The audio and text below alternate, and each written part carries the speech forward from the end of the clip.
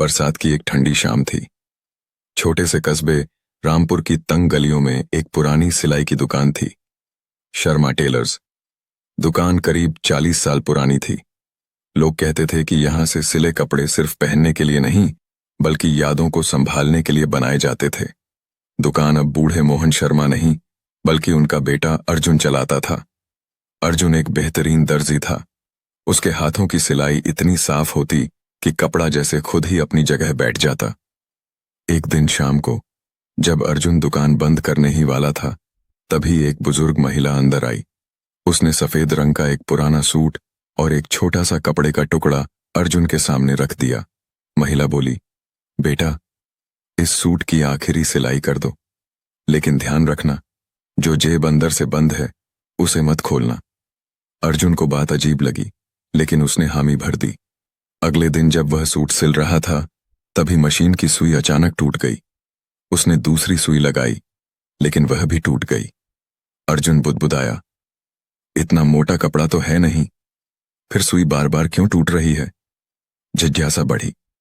उसने अंदर वाली बंद जेब को हाथ से टटोला। ऐसा लगा जैसे उसमें कोई कागज रखा हो। उसे महिला की बात याद आई, जेब मत खोलना। उसने खुद को रोका। शाम को बिजली चली गई। दुकान में सिर्फ एक लालटेन जल रही थी। तभी अर्जुन को साफ साफ किसी के सिलाई मशीन चलाने की आवाज सुनाई दी। टक टक टक टक। लेकिन दुकान में वह अकेला था। उसने पीछे मुड़कर देखा, कोई नहीं। आवाज बंद हो गई। अगली सुबह वह बुजुर्ग महिला फिर आई। उसने पूछा, काम हो गया? अर्जुन बोला, जी, लेकिन आपकी जेब में आखिर है क्या? महिला का चेहरा अचानक गंभीर हो गया। जो अंदर है, अगर बाहर आ गया तो कई लोगों की जिंदगी बदल जाएगी।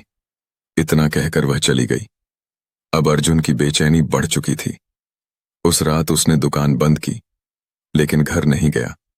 उसने तय किया कि सच जाने बिना चैन नहीं मिलेगा। आधी रात बारिश तेज हो रही थी। अर्जुन ने धीरे धीरे अंदर की बंद जेब की सिलाई उधेड़ दी। अंदर से एक पुरानी चिट्ठी और एक काला सफेद फोटो निकला। फोटो में 3 लोग थे, एक जवान आदमी, एक महिला और उनके बीच 5 साल का बच्चा। फोटो के पीछे लिखा था, अगर यह फोटो कभी बाहर आए तो समझना कि सच भी बाहर आ चुका है। उसी समय दुकान का दरवाजा अपने आप बंद हो गया। हवा चलने लगी, लालटेन बुझ गई और अंधेरे में किसी ने धीमी आवाज में कहा, वो फोटो वापस रख दो। अर्जुन के हाथ कांपने लगे। उसने मोबाइल की टॉर्च जलाई। कोई नहीं था, लेकिन सिलाई मशीन अपने आप चल रही थी। टक टक टक। ऐसा लग रहा था जैसे कोई अदृश्य दर्जी कपड़ा सिल रहा हो। डरते हुए अर्जुन ने चिट्ठी खोली। उसमें लिखा था, मैं रघुवीर शर्मा इस दुकान का असली मालिक हूं। मेरे अपने ही साझेदार ने मुझे धोखा दिया। मेरी मौत को हादसा बता दिया गया, लेकिन मेरा बेटा जिंदा है। यही फोटो उसकी पहचान है। जब तक सच सामने नहीं आएगा, मेरी आखिरी सिलाई पूरी नहीं होगी। अर्जुन के पैरों तले जमीन खिसक गई। रघुवीर शर्मा, यह नाम उसने बचपन में अपने पिता से सुना था, लेकिन उसके पिता हमेशा कहते थे, उस हादसे की बात कभी मत करना। अर्जुन को शक होने लगा कि कहीं उसके पिता कुछ छिपा तो नहीं रहे। अगले दिन उसने घर जाकर पुराने बक्से खंगाले। उसे पुराने अखबार मिले। उनमें खबर छपी थी, प्रसिद्ध दर्जी रघुवीर शर्मा की दुकान में आग लगने से मौत।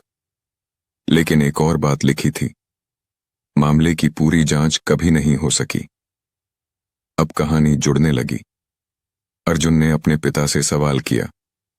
मोहन शर्मा कुछ देर चुप रहे, फिर उनकी आंखों में आंसू आ गए। उन्होंने कहा, रघुवीर मेरा बड़ा भाई था। दुकान उसकी थी। उसके साथी ने लालच में आग लगाई। मैंने डर के कारण कभी सच नहीं बताया।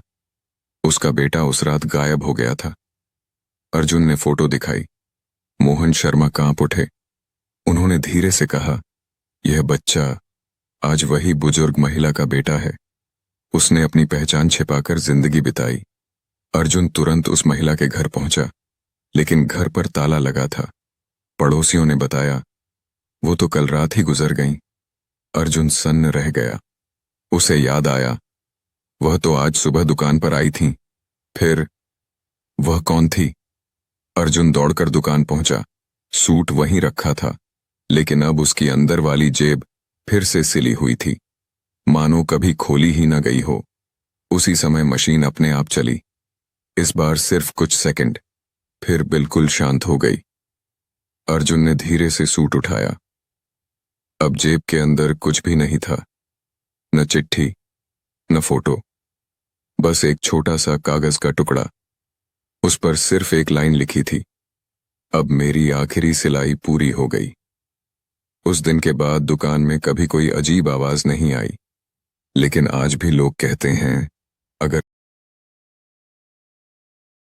अगर कोई ईमानदारी से कपड़े सिलवाने शर्मा टेलर्स जाए, तो कभी कभी रात के सन्नाटे में एक पुरानी सिलाई मशीन की हल्की सी आवाज सुनाई देती है, टक टक टक, और ऐसा लगता है जैसे कोई अधूरी कहानी नहीं, बल्कि किसी की आखिरी सिलाई पूरी कर रहा हो।